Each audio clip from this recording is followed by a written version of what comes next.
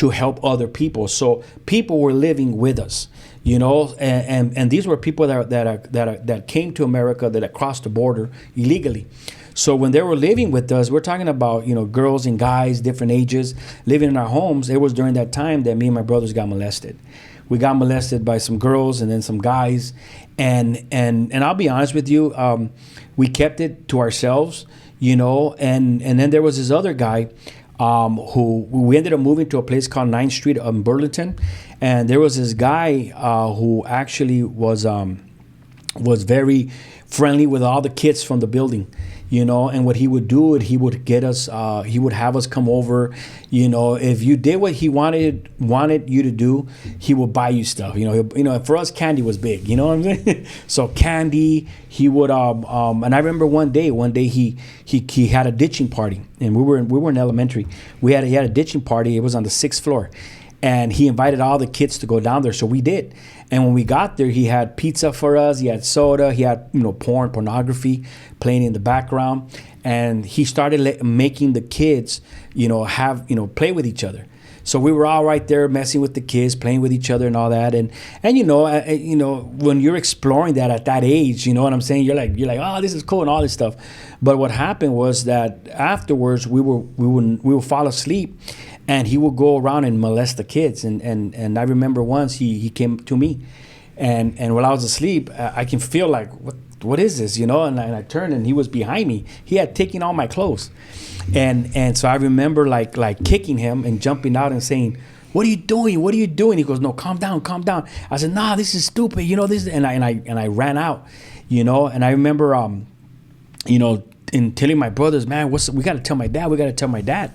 So we told our dad, and our dad didn't believe us. So he didn't believe us. He thought that we were lying. So it got us inside. We were angry, you know, because not only were we molested by this guy, but there was other people in our church that were taking advantage of us since we were little. And even family members, you know, and I won't say their name because, you know, they already apologized. We moved on. But we had family members that I found out later because of the movie they're making of my life. Mm-hmm. I had to kind of talk to him and kind of explain to him, you know, listen, this is what happened in my life type of thing. I need you to know that it's going to be in the movie, or at least a piece of it.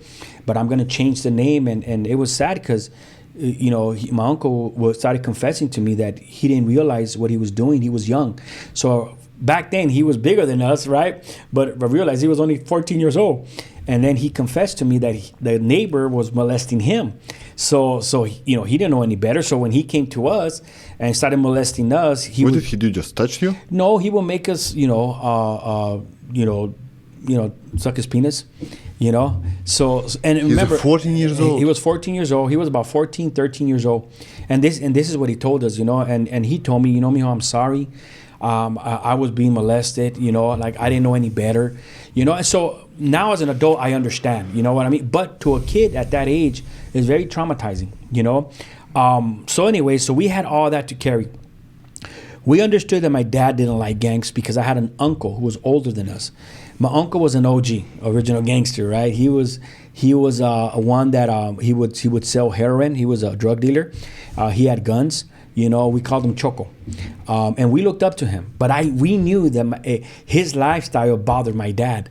So what happened was that we started claiming gangs in a way to get back at my dad for not believing us. You know what I'm saying? So when we went to the gang, because of my uncle, we had easy access into the gang. You know, people respected us and were very receptive of us because of my uncle and the reputation that he had built. So we immediately were liked, accepted. And next time I knew, when we were in the gang, some of these guys that were gangsters, there were people that I knew when we were little. So it was like, hey, what's up? It was like a reunion. So it was easy for us to click into them. But not only that, the bond was created even thicker or stronger because we had past relationships when they were younger.